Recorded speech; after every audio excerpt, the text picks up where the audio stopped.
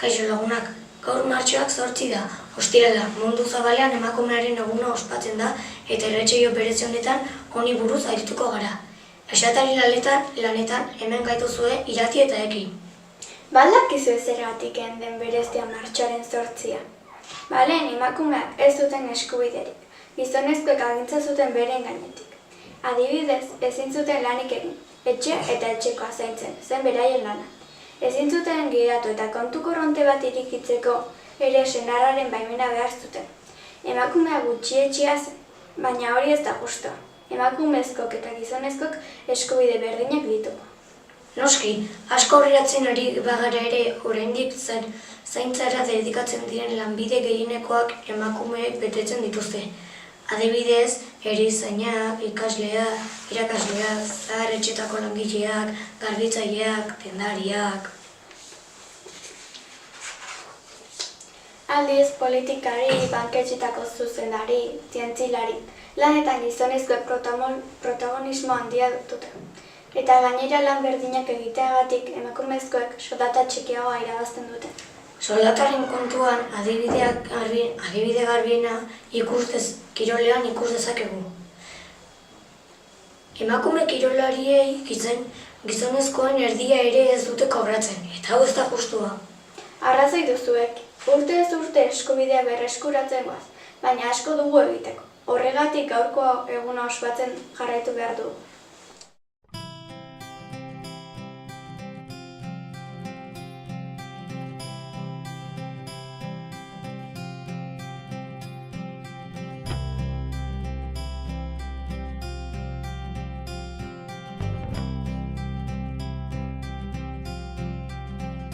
Goizetan, ispilu parean, arro irriek itean. Eme olarkorretan negarrari, beldurrik ez dioten gizonetan. Karminezko espainetan, txiste txarren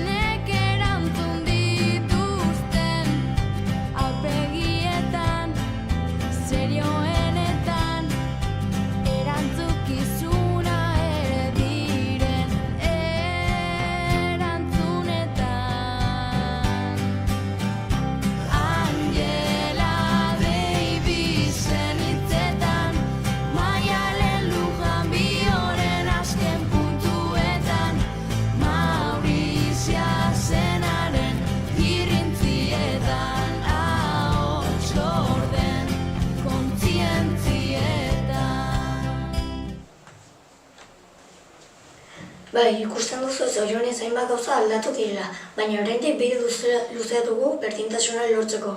Urtero gonbidatu berezi bat izaten dugu gure irratsaio honetan.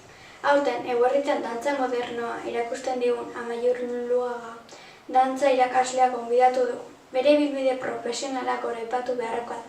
Txikitatik euskal dantzan hasitakoa. Bartzelonan amaitu zituen dantza kontemporaneoko ikasketak eta gaur egun horretatik bizi da. Tamalez ezin izan du gaurkoan etorri.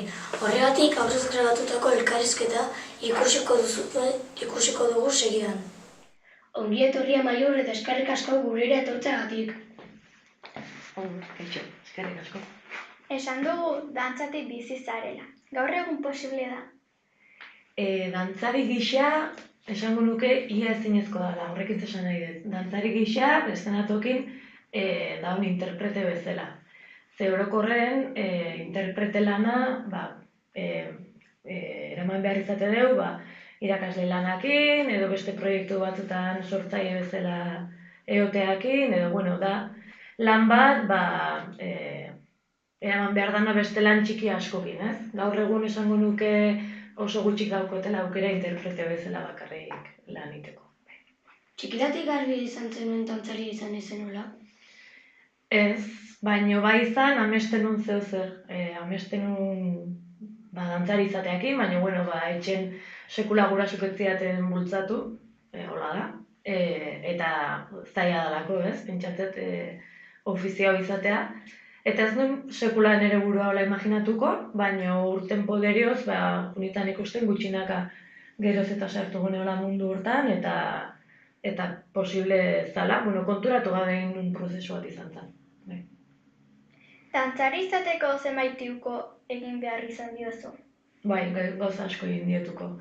Indiotuko lagunakin momentu asko pasatzeai, asteburu asko eta asko eta asko bata besten jarraian lan egiteai, ekonomikoki izateai pertsona bat baitare, erreztasunak ez dauzkana, bai momentu pertsonala asko, bai dantzak asko mugatizkit, eta gero gorputza asko zaindu behar duzu, eta horrekin lotutare bai, eskiatzea juteai ukatu jota adibidez, edo kirola asko ez ditutin, dantzangatikan, zain dimardunako adibidez. Gaur egun mutilek dantza egiten aldute, ala gehiengo emakumezkoa da. Mutil asko egite dute dantza, baina zoritxarrez emakumezkokin alderatuta oso gutxik esan nuke. Eta, nik Bartzelonan ikasi nunen hor bai gogoratzetela jute gineanen audizio egitea eskola garrantzitsu batzuta sartzeko emakumeen proportzia asko handiagoa zen, gizonezkoena baino. Eta gizonezkoak gehiok lortzen zuten sartzea goi mailako ikasketa batzuta edo eskola zehatzatuta. Eta horrek amorrazio handia ematezian, egia esan ze, esaten nuen proportzioan baita ere, esaten nuen emakume piloa gaude eta maila oso honeko emakumeek, baina orduan de bai, gizonezkoen aldeko apostu egizela eta zanez. Dantzari hona izateko berezko toallak izan behar dira ala entrenamenduarekin lortu daiteke. Nik esango nuke, entrenamentuak lortzeiala gaitasun asko, nik bezala, nik esango nuke dauzkatela jaiotzetiko doaiak, egoitasunak, baina egia da, ezagutza dituzela dantzari batzuk, jaiotze ez daukatela zeo zer berezia, eta hoien bidea erresagoa ezin da daukate zeo zer, jaiotzetikan, da hoi eukitza da, sekulako suertea. Astean zehar zenbat ordu zenderatzen duzu? Elikadura asko zaintzen duzu, dantzarako? Entrenatet nahiko nukena, baina askoz gutxigo, ze nire entrenamentuk ez ditu inorrek ordaintzen, eta lan inbarra daukat, eta lan asko inbarra daukat gaina. Entrenatzet, konpainiakin asten egun bat, 3 orduz entrenatze deu, gero baleteko klaseke bai jasutze ditut, eta gero egia da, klaseke ematen da honen, askotan nik bai entrenatzetela, horri esker.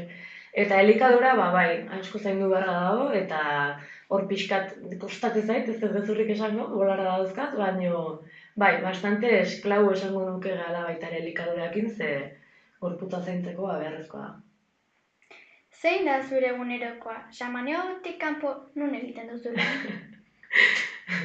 Xamaneotik kanpo, beste ikastetxe baten bebaitez lan guardiko jarduera bezala dantza ematen. Hanoetan, zarautzen Idia Zabalen hor bizin, gure kurritzezkitenak horiek, gero irakasleentzako profesionalan, entrenamentu profesionalak antolatzen ditut, baita ere irakasle plantillatxoa daukat klasek emateko herri ezberdinetan da horiek kudeatzen ditut. Gauza asko egiten ditut, hemendikan Xamaneotikan aparte bai, eta gero eman aldik, noski. Dantzari baten ibilbide profesionala zenbat urtekin bukatzen da?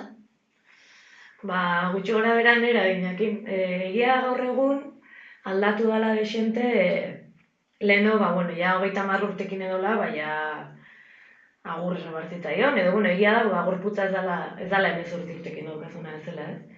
Baina gaur egun, bai pixkata da hori aldatzen, eta dantza garaikidetik, nik izaten dentikan, bai bultzatzea asko, dantzari bat izan daitekela dantzari, bizitza guztin, noski egokituta dantza egiteko modua, bakoitzan gorputzan egoerai, baina, nik 32 urte egin ditut, eta gorputza, keja asko dauzka, orduan ez dakit. Gutxi gora bera esango nuke, nire hainekin jende asko zuen asteala. Edo bere bidea beste nonbaitetik amatula. Eszenatokira igotzeko asko zaindu behar duzu zure itxura fisikoa eta gizonezkoa batek berdin? Ez dakit zaindu behar deten edo sartu jaten burun asko zaindu behar detela. Egia. Nik uste dantzari asko daukauntzeo zer dela bai asko zaindu behar duela itxura, eta normalen gainea lotze asko bargaltasunakin, eta bai, behar duzu beti oso lirain bezala ez, eszenatokin jende aurrera azaltzeko. Eta gizonezkok nik uste ez daukatela presioi, hainbestekoa inundik inoare esango nuke gaina. Eta orokorren eszena gainen lan iten jende guztin iritzi badala esango nuke ere bai. Bakarka edo ala dantza konpainian egiten alduzu? Zein ikuskizun prestatzen ari zara?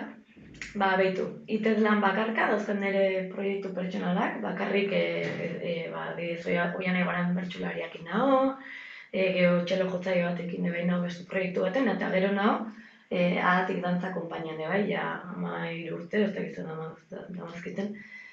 Eta ez dakiz zintzen bigarren galdera, gotzezea? Zintzen bigarren galdera, zu gotzezea? Zein ikuskizun hori zara prestatzen? Bai, hori da, bira. Ahatik dantza konpainiakin, oaintxe gabe biltza, ur bizitan, herrimak bioinetan, eta lauen ikuskizuna egiten. Sortzen nahi naiz duden ikuskizuna, naut Zubizarre eta txelo jotzaileakin, Oianai Goranekin iteta maraun, bertsoa eta dantza uztartze egiten ikuskizuna da, eta gero harineketan baita ere Jago Astiasaran eta Inar Sastrekin, euskal dantza tradizionaletatik handio, eta gero jota hon ere proiektuari bai, dala gaixotasun mentalan inguruko dantza ikuskizun bat eta dokumentala daukala, eta guztitu hori. Gizonezko ala emakumezkoa izan berdin kobratzen alda. Nere izebak nahi didana izatera animatzen nau. Nire amak ekonomikoki autonomoa izateko esaten dit. Nire amonak neure burua baloratzen irakatsi zidan. Ahaldundutako emakumeen atzean, ahalduntzera bultzatu duten beste emakume batzuk izan dira. Martxoak 8, emakumeen nazioarteko eguna. Eta irratsaio hori amaiera emateko aurtengo lehiaketako galderen erantzunak emango ditugu.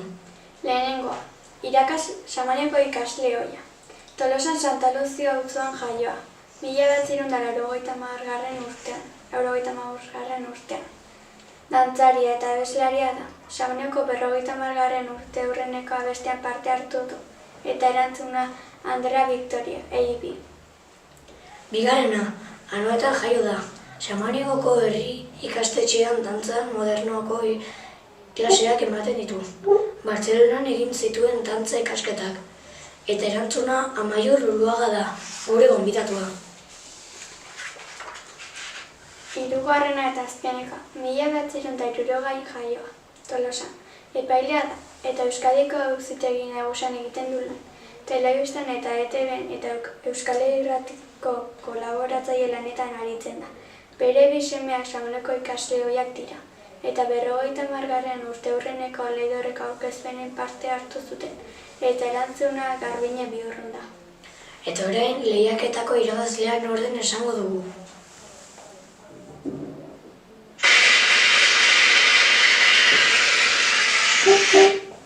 Eta saritua Saia Gelako Ina Saier, zorionak, zatoz zuzendaritzara saria jasotzera.